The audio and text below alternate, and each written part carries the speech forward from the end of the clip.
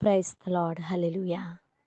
నన్ను దీతుము చిన్న ప్రాయము సన్నుతుండగు నాయనా నీవు కన్న తండ్రి వనుచు నేను నిన్ను చేరితి నాయనా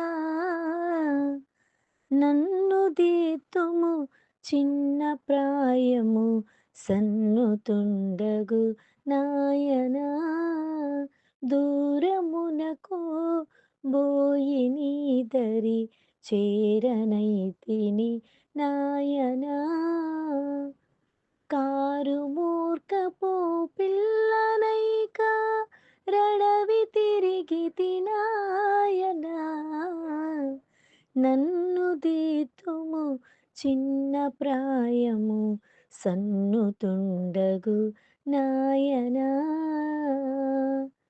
నాకు విముక్తిని కలుగు చేయువాడా మీకు స్తోత్రం. నాకు ముక్తిని ప్రసాదించువాడా మీకు స్తోత్రం. నాకు జ్ఞాన హృదయం ఇచ్చువాడా మీకు స్తోత్రం. నా బ్రతుకును మార్చినవాడా మీకు స్తోత్రం. నా శ్రమలో నాకు తోడయుండి విడిపించి నన్ను బలపరిచిన తండ్రి మీకు స్తోత్రం. నేటి దినము కొరకు ఏర్పాటు చేయబడిన వాక్య భాగము. కావున నేడు నేను నీకాజ్ఞాపించిన ఈ ఆజ్ఞలన్నిటిని అనుసరించి నడుచుకొనుటకు నీ దేవుడైన యెహోవా మాటను జాగ్రత్తగా వినిన ఎడల మీలో బీదలు ఉండనే ఉండరు. ద్వితీయోపదేశ కాండము 15వ అధ్యాయము 5వ వచనము. కేవలము మన జీవితంలో బీద స్థితిలో మనం ఉండిపోయినట్లయితే దానికి కారణము మన ప్రవర్తన అని మనము గుర్తెరగాలి. ఎందుకంటే ప్రభువారు ఖచ్చితముగా రూఢిగా ఇక్కడ మనకు తెలియచేస్తున్న విషయాన్ని జ్ఞాపకం చేసుకుంటే, ఎవరైతే యెహోవా ఆజ్ఞాపించిన ఆజ్ఞలన్నిటిని గైకొంటారో వారిని దేవుడు బీదలుగా ఉంచనని అంటూ ఉన్నాడు. మన బీద స్థితి, మన లేమి స్థితి, మనకు లేని స్థితిలో మనం ఉన్నట్లయితే కేవలము మనము దేవుని మాట వినటం లేదని మనం జ్ఞాపకం చేసుకోవాలి. అలాగే కీర్తనల గ్రంథము 41వ అధ్యాయమునందు ఈ విధముగా వ్రాయబడి ఉన్నది. బీదలను కటాక్షించువాడు ధన్యుడు, ఆపత్కాలమందు యెహోవా వారిని తప్పించును అని.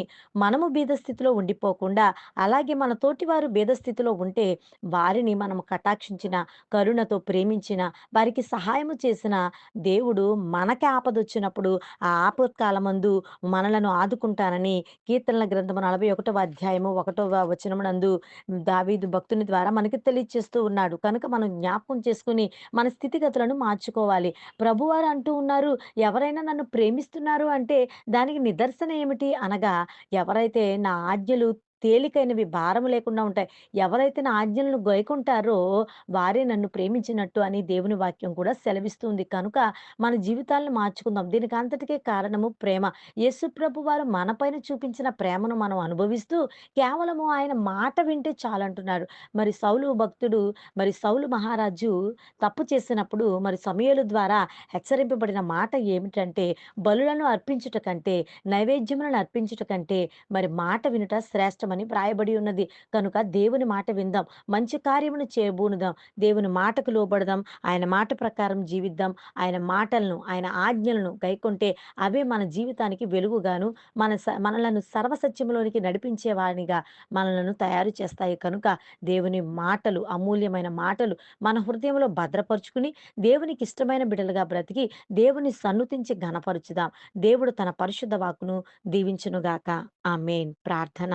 మహాగణుడ, మహిమోన్నతుడ, విశ్రాంతి దినమును పరిశుద్ధముగా ఆచరిస్తూ నీ సన్నిధిలో చేరబోతున్న మేము, నీ సన్నిధిని చేరుతున్న మేము, మరి నేటి దినాన మా కొరకు నువ్వు విత్తనయున్నటువంటి మంచి నేలను పడిన విత్తనముల వలె ఆ వాక్యము, నీ దైవదాసుని ద్వారా విన్న వాక్యము మా హృదయంలో ఫలింపజేసుకుని, దేవా నీకు లోబడే జీవితాన్ని, నిన్ను సన్నుతించే జీవితాన్ని అనుగ్రహించి సమస్త మహిమ, ఘనత, ప్రభావములు పొందుకొనుము తండ్రి.